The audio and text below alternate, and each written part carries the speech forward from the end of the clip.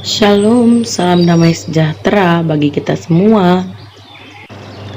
Saudara-saudari yang terkasih di dalam nama Tuhan Yesus Kristus, firman Tuhan yang jadi renungan kita pada hari ini diambil dari Efesus 5 ayat 22 sampai dengan ayat yang ke-33. Berkata demikian bagi kita semua. Kasih Kristus adalah dasar hidup suami istri.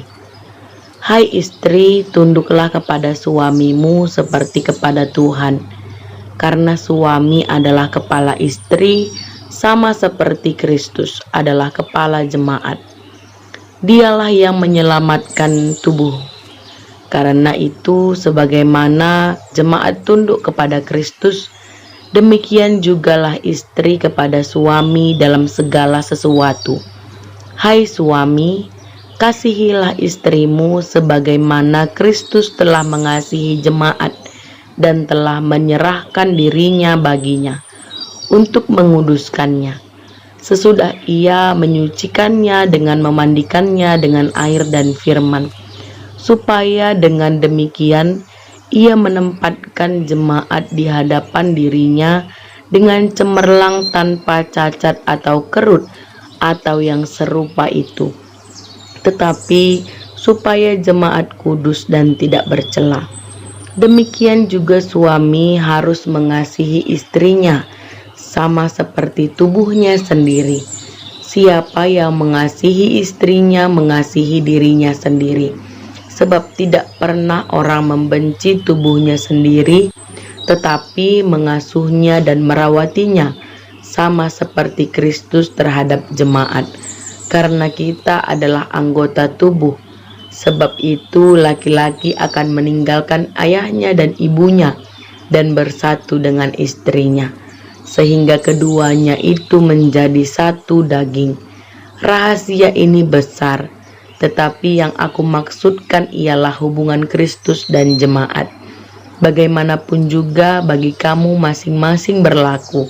Kasihilah istrimu seperti dirimu sendiri, dan istri hendaklah menghormati suaminya. Amin. Sedemikian jauh firman Tuhan yang jadi renungan kita pada hari ini. Saudara-saudari yang terkasih di dalam nama Tuhan Yesus Kristus, konon katanya setiap pagi pria Yahudi berdoa demikian: saya bersyukur karena Allah tidak menciptakan saya sebagai seorang kafir, seorang budak, dan seorang perempuan. Dalam budaya orang Yahudi, seorang perempuan bukanlah suatu pribadi, tetapi perempuan dianggap sebuah benda. Perempuan dianggap tidak memiliki hak legal satupun. Ia milik mutlak suaminya yang boleh diperlakukan sesuka hati suaminya. Pada saat itu jemaat Efesus sebagian besar berlatar belakang Yahudi. Karena itulah pemahaman-pemahaman orang Yahudi masih mewarnai relasi di antara jemaat sehari-hari, termasuk di dalam hubungan suami dan istri. Meskipun mereka sudah menjadi orang Kristen dan pengikut Kristus, namun pemahaman cara pandang tentang perempuan lebih inferior dari laki-laki masih memenuhi benak mereka. Bahkan ada yang masih memperlakukan istri mereka menurut pandangan Yahudi.